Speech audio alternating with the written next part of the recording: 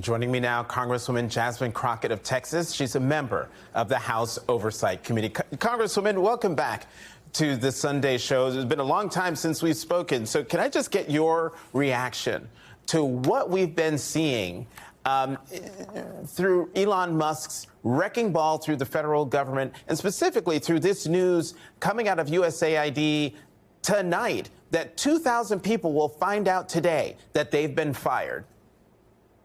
Yeah, so a couple of things. First of all, I just have to say thank you to the American people, because clearly your resilience and your resistance, it is right there front and center where we need it to be. The fact that they showed up in record numbers all over the country, showing up and confronting those members of Congress that have decided, as I stated in a hearing the other week, that they wanted to castrate their constitutional duties. So I am excited to see that the American people are not sitting by idly and pretending as if they don't understand how the three co-equal branches of government work. Unfortunately, the Republicans in the House have decided they don't really care. Whatever Elon wants to do, who cares that they got elected to office? They're going to collect their checks. They're going to take the congressional delegation trips around the world, and that's pretty much all they're going to do, and campaign for the next election through sitting through committees.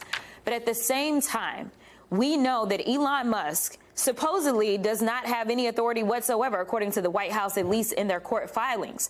But the idea that this guy thinks that he can go in and send out an email to the entire federal government and have everyone report to him, when at the same time they're saying that he has no authority, is bewildering to me. But I'm going to tell you who also has shocked me. Some of the leaders of these organizations that have said, we are not going to relinquish our duties. We understand our jobs. We understand that these people report to us and they don't report to Musk. And so with that, I do want to applaud anybody that at this moment has the audacity to actually do what they were either elected to do or do exactly what they are paid to do. Congresswoman, there are a lot of people who still are out there wondering, where's the fire and the fight from elected Democrats? Where are they? Why aren't they bringing, fighting fire with fire? Do you agree with that? Do you agree with that critique? And two, do you think the Democrats in Congress are getting better at pushing back against what's happening? I think that we're struggling from a lot of the things that we struggled from during the campaign, which was that we may be pushing back, but that doesn't necessarily mean that people can hear us or see us. Some of us have the ability to be a little bit more amiable when it comes to working in different types of platforms, and therefore you end up being seen a lot more. I will tell you that I have conversations consistently, day and night. There are so many chats that we have where we are talking about what we're going to do, and we're talking about what we are doing. But a matter of amplifying those things is a lot more difficult.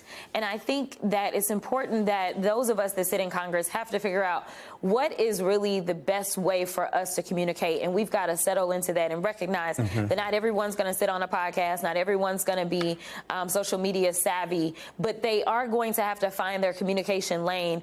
And so I do think that it is something that we struggle with. We know right now we obviously have X that's owned by Elon. We've also got the other news network that I won't name, and some other things. So there's an actual ecosystem that pumps out this disinformation consistently on behalf of them.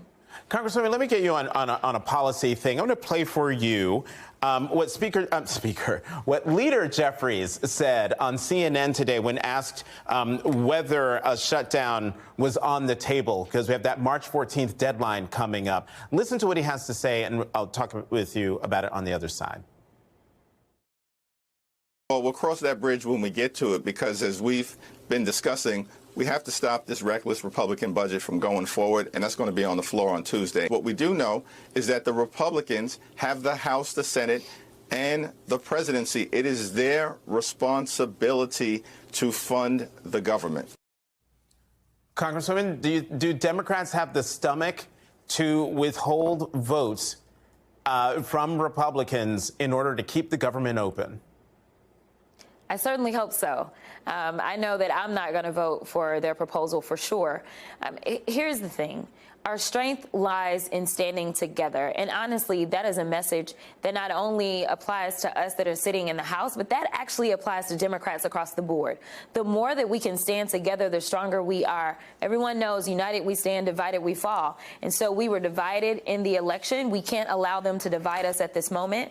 I have reached out to my colleagues and asked if there are colleagues that are concerned. Talk to me about what those concerns are, because I want to make sure that we can provide cover for them if they have concerns and feel as if they are compelled to vote for this budget. But the leader is absolutely correct. And I hate the headlines that keep saying the Democrats may shut the government down. This isn't up to the Democrats, right? We're not the ones that are going to shut the government down. The question is if we will do everything to keep the government open. But right now they have a Trump trifecta. So when and if the government shuts down, it is going to be on Trump and his minions. It is not going to be on us as Democrats, because we weren't elected to gut Social Security, to gut Medicaid and Medicare, to gut USAID, to gut any of these programs that they're going after. We didn't. That's not what we campaigned on. So that's not what we're going to do. We'll let them to do that by themselves. Congresswoman Jasmine Crockett, as always, thank you very much for coming to the Sunday Show.